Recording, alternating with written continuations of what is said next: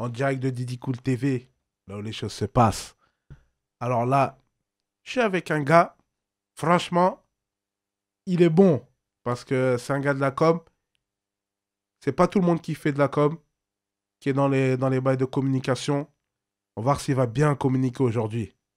Je suis avec mon gars d'Infinity Picture. Hey, hey, hey, aïe, aïe, aïe, c'est Claude. Alors, comment va mon frère? Ça va super bien, frère. Ah, tu te sens à l'aise? Ouais, ça va, on est bien reçu à DigiCool TV, ouais. Ouais, parce qu'en plus, toi, tu viens de loin. Ouais. C'est pas la banlieue parisienne, Mm, mais ça vient du quartier d'Angers. ouais. Hein? Je veux te dire que la souffrance, c'est la même. Que ce soit Paname, Grigny-Ris-Orangis, que ce soit Lyon-Marseille, tout ça, c'est toujours pareil. Mm. Il n'y a pas de misère, y a pas de plus grosse misère ailleurs. Donc, comment tu as fait pour être dans la communication? C'est vraiment une question, tu vois, parce que moi, comment je vois la communication, tu sais, c'est genre les trucs de bobo. Oh, on va faire une pub, nanani, nanana, tu vois ce que je veux dire? Et je vois un Renoir, beau gosse, tout ça, avec le chapeau, Inch'Allah.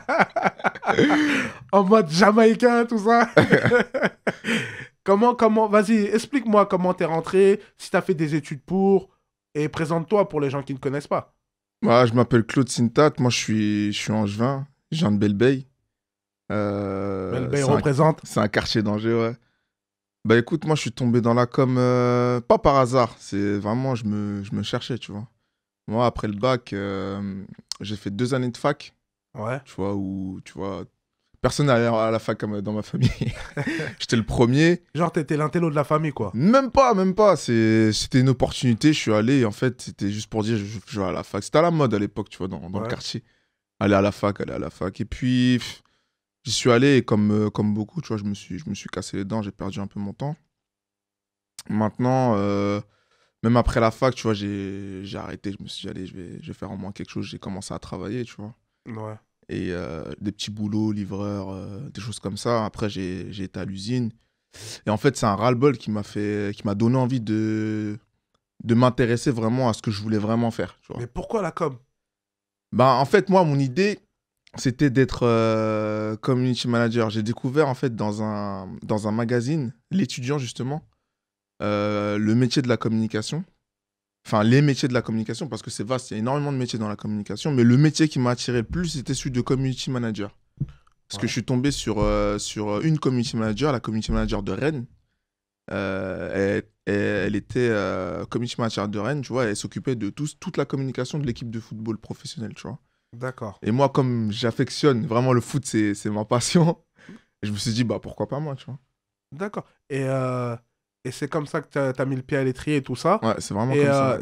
c'est cette personne qui t'a fait rentrer, qui t'a fait rentrer dedans ou qui t'a donné le goût de la communication. C'est elle qui m'a donné, c'est une femme, c'était la community manager de Rennes à l'époque, et je me suis renseigné, parce que moi j'avais Ah, un tu la bac. connaissais pas? Je la connaissais pas du tout. C'est un magazine, je l'ai vu dans un magazine. Et tu l'as contactée. Même pas.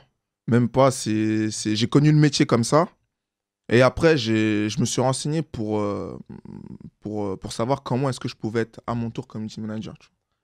D'accord. Je me suis renseigné sur le cursus que je pouvais faire pour atteindre ce métier-là. Et là, tu as réussi à faire là. Là, tu as réussi à rentrer dedans. Et Infinity, Mm. Infinity Picture, c'est ta start-up avec toi, Monsef et Et Yasmine, Yasmine. Donc, qui sont pas là, qu'on salue au passage. ouais. Et je voudrais savoir, c'est quoi en fait? Ça consiste en quoi? À faire des spots publicitaires ou, tu sais, par exemple, ce que je me posais comme question moi-même, Mhm. c'est est-ce que les influenceurs, on peut dire qu'ils font ton taf, quoi? Non, c'est vraiment pas du tout le même métier, tu vois. Parce qu'ils placent des produits, ils font de la com. Exactement, c'est des communicants, tu vois, mais on n'a pas du tout le même métier. Moi, enfin, notre entreprise à Monsef, Yasmine et moi, tourne autour des entreprises. C'est-à-dire que nous, on propose des services de communication sur les réseaux sociaux. On fait de l'événementiel, on fait également de la production audiovisuelle et de la création de sites internet, tu vois. Donc on a 3 cordes à notre arc, on va dire, ça va s'agrandir petit à petit. Mais voilà, principalement les services qu'on propose pour le moment. Les influenceurs, ce sont des communicants. C'est Euh, comme des outils pour vous. Est-ce que vous travaillez avec des influenceurs? on- C'est-à-dire, par exemple, tu peux te faire une base de données avec tel influenceur, influenceur A, B jusqu'à Y, et même jusqu'à Z si tu veux. Et tu dis, bon, ah, là j'ai un produit là, par exemple, c'est du dentifrice, je sais pas quoi. Ah, cette meuf-là, elle a bien les dents blanches. On va la prendre, on va dire, oui, moi j'ai les dents blanches à cause du dentifrice pétoche-noc. Est-ce que c'est comme ça que tu vas te servir des influenceurs? Les influenceurs, c'est vraiment la cerise sur le gâteau. Tu peux pas faire un plan de communication qui repose seulement sur un influenceur. L'influenceur, c'est peut-être pas le bon mot, mais c'est un outil en fait. C'est un outil qui va venir sublimer en fait ta communication. Et choisir en fonction de ton activité, de l'image que tu souhaites renvoyer. Et tu fais une étude vraiment sur tous les influenceurs qui s'apparentent vraiment à ton activité pour bien le sélectionner. Parce que ils sont pas faciles à approcher non plus, les influenceurs, hein. Parce qu'ils sont cadrés maintenant. C'est pas, tu t'envoies pas un DM comme ça et du jour au lendemain. Ça peut arriver, tu vois. Mais généralement, ils sont cadrés, ils ont des managers et ils ont une structure autour d'eux, tu vois. C'est très difficile d'approcher un influenceur. Mais ouais, c'est principalement, on va dire, c'est comme ça qu'on serait amené à travailler avec un influenceur, ouais. D'accord. Et avec qui tu travailles actuellement? C'est-à-dire, c'est avec des entreprises, c'est-à-dire des entreprises qui émergent, des entreprises de quartier, ou ça peut être dans des grandes entreprises, ou même voir certaines startups qui ont besoin de visibilité. Ils vont faire appel à vous. C'est comme ça que vous travaillez, c'est avec ce genre de personnes que vous travaillez, ce Ouais. genre d'entreprise. Dans un premier temps, ouais, ce sont principalement nos cibles, les petites et toutes petites entreprises. Après, si on est approché ou si on arrive à approcher une grosse boîte qui a besoin de nos services, bien sûr qu'on le fera, mais on va dire que vraiment nos cibles principales du moment, c'est vraiment les petites et les toutes petites entreprises ou les auto-entrepreneurs, tu vois. D'accord. Et comment se faire un nom dans ce métier-là? Parce que tu vois, regarde, on va prendre un exemple, Danone. euh, est-ce qu'ils, pourquoi ils iront chercher des des petites startups pour faire leur com, en sachant ils peuvent avoir, tu vois, des gens super connus, tu vois ce que je veux dire, pour faire leur com. Comment tu vas arriver à faire ton trou dans ce business? Ben, tout est une question de référence. Tu vois, par exemple, moi, je travaille avec Monsef qui a quand même plus de 10 ans d'expérience dans le domaine audiovisuel. Tu vois, il a travaillé avec des grosses entreprises, que ce soit en Algérie ou ailleurs. Donc, il a l'expérience, tu vois. Et ce qui rassure, en fait, les grosses boîtes comme ça, c'est ça. Est-ce que tu as déjà fait? Genre, Et c'est le CV, quoi. voilà, est-ce que tu as déjà fait? Comment tu as fait? Et voilà, montre-nous. En fait, à partir du moment où tu arrives à balayer tous ces a priori, du fait que ouais, c'est une petite boîte, ils n'ont pas fait grand-chose et ils n'ont pas vraiment de référence. Une fois que tu balayes tout ça, à part le budget, on peut discuter de rien d'autre. Tout est une question de budget après. Et tu crois que pour réussir là, vous devrez vous brader ou essayer de vous aligner aux tarifs des autres? On sait ce qu'on vaut. Après, c'est vrai que pour s'insérer dans le marché, la stratégie, on va dire, qu'on a entrepris, c'est pas de se brader, mais on va s'aligner, on va s'aligner au prix du marché, voire même être un petit peu en dessous, étant donné qu'on n'a pas beaucoup de coûts pour le moment. On n'a pas beaucoup de charges, je veux dire, pour le moment, donc on peut se permettre certaines choses, ouais. D'accord. Et pour faire ce que tu fais, est-ce qu'il faut être vraiment un geek par rapport aux réseaux sociaux, Non, pas du tout. savoir utiliser Snapchat, Oui, il faut savoir, ouais. TikTok, Facebook, Instagram? Tu vois ce que je veux dire? Ouais. Est-ce que tu sais, il faut savoir bien gérer tout ce genre de réseaux pour être un bon communicant? Exactement, tu vois, en fait, quand je parle de mon métier, tu vois, surtout à mon entourage, mes potes, etc., ils en rigolent un petit peu parce que pour eux, c'est abstrait. Je veux dire, ben, tu travailles, tu es sur les réseaux sociaux. En gros, tu es tout le temps sur Facebook, tout le temps sur. Je dis, ouais, mais c'est du boulot, tu vois. Euh, pour, euh, pour maîtriser les réseaux sociaux, il faut passer quand même un petit peu de temps dessus. Il faut savoir comment est-ce que ça fonctionne. Plaire aux algorithmes, tu vois. Google a un algorithme, Instagram on en a un, Facebook on en a un, tu vois ça. Et ça change de temps en temps, tu vois. Il faut vraiment être à la page.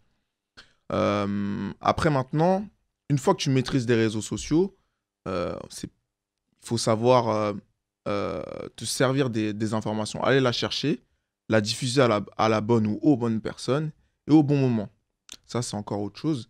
Mais tout s'apprend, tu vois. T'as pas besoin d'être un geek pour ça. Ouais, mais tu vois, par exemple, tous ces jeunes qui sont là, qui sont à fond sur les réseaux sociaux et tout ça, qui font des vues et tout ça, est-ce que ils peuvent prétendre à un métier comme le tien, tu vois? Parce que, tu sais, ça se trouve que comme ils sont doués sur ça, ils vont dire, ouais, bah moi, bah, finalement, je vais être Bien sûr. communicant. Est-ce que ces gens-là, ils sont, bah, on va dire, peut-être autodidactes par rapport à ton métier? Bah, comme je t'ai dit, c'est pas vraiment le même métier, mais ouais, ils peuvent exercer mon métier, mais je pense qu'aujourd'hui, on est obligé encore de passer par la formation pour atteindre ces métiers-là, surtout si surtout si tu veux travailler quelque part. Après, si tu entreprends, c'est pas la même chose.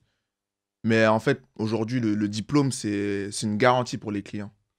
Et Et c'est une garantie. Mais dans le diplôme, qu'est-ce que vous apprenez en fait? Qu'est-ce que vous apprenez que ces gens-là n'ont pas? bah, ça tourne beaucoup autour de l'auto-entrepreneuriat. On apprend à gérer une entreprise avant tout. Moi, j'ai été en école de commerce et ça tournait beaucoup autour de ça. Après, vraiment, la communication, j'y ai été formé vraiment sur le tard, tu vois. J'ai fait mes études en alternance à l'ADEME et c'est vraiment à l'ADEME que j'ai pu découvrir vraiment les métiers de la communication, tu vois.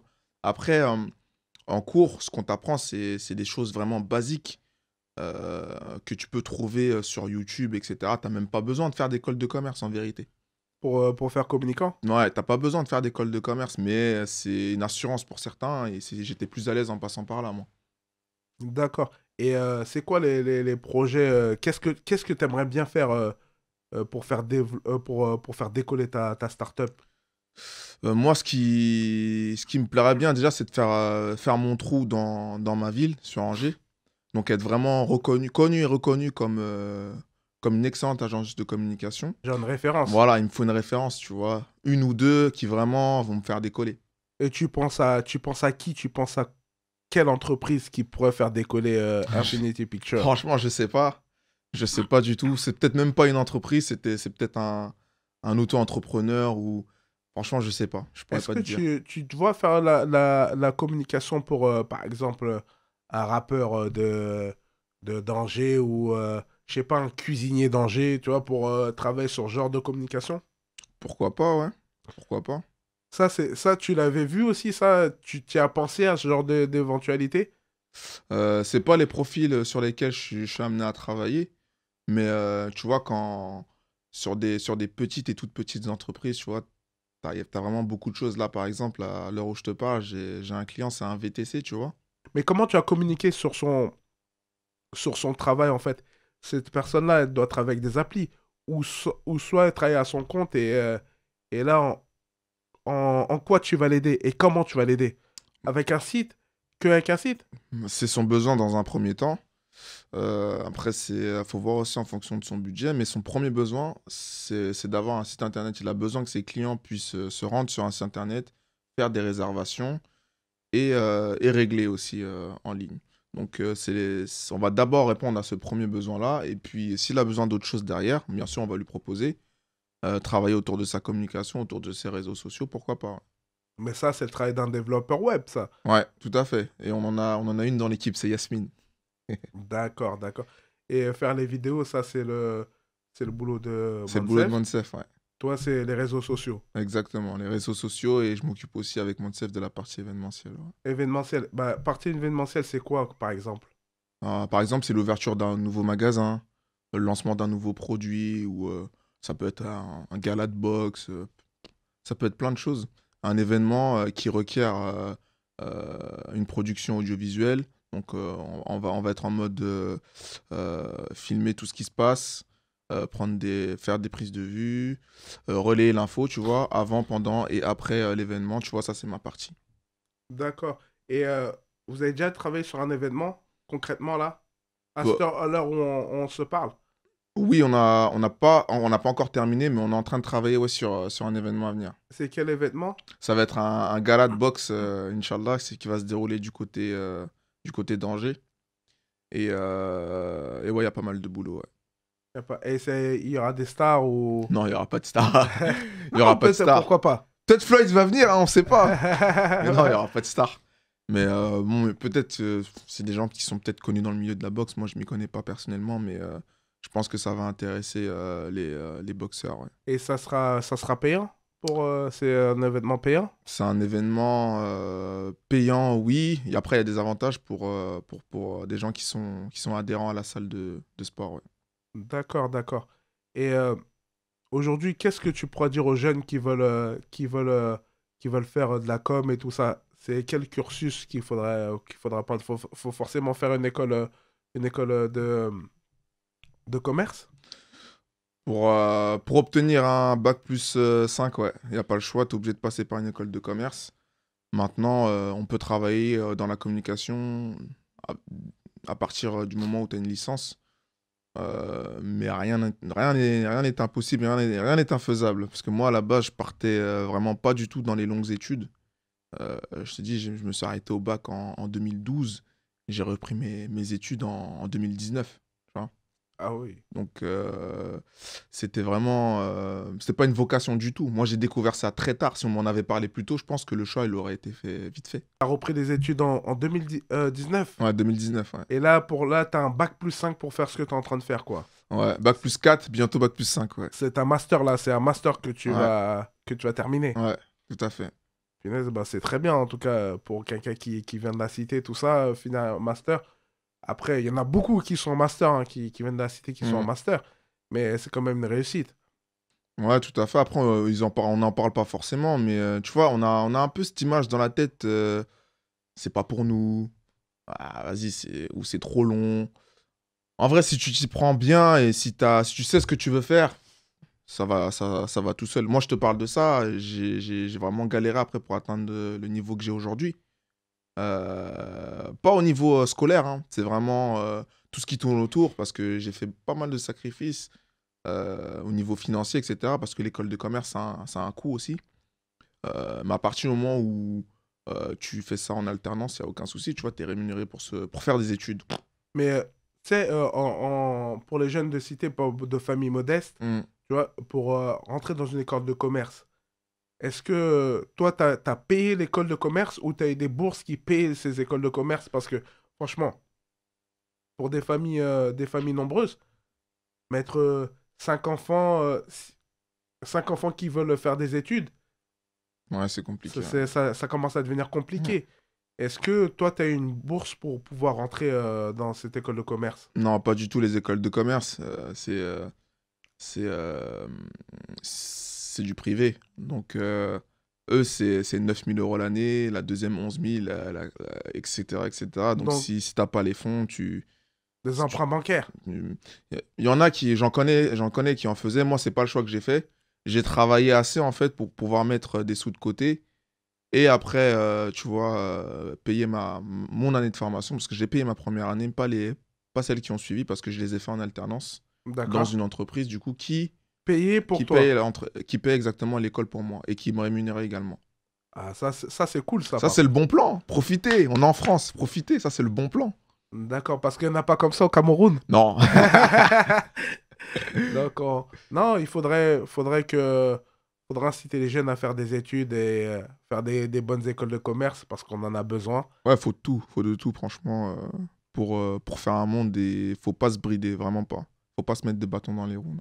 En tout cas, merci. Et je voudrais te poser une dernière question à 20 000 $. C'est la cité en quelques mots. Comment tu vois la cité? Comment tu me la décris en quelques mots? Ah, la cité, c'est beau. C'est beau. Des fois, j'aimerais bien revenir en enfance pour revivre certains moments.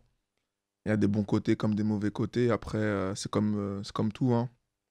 Mais ouais, pour moi, la cité, c'est dans la peau. Ça changera pas, tu vois. C'est tatoué, quoi. Ouais, c'est dans la peau. Ok. Bah là, on était avec Claude. Aïe, Infinity Picture. Il est là. Aïe, aïe, aïe.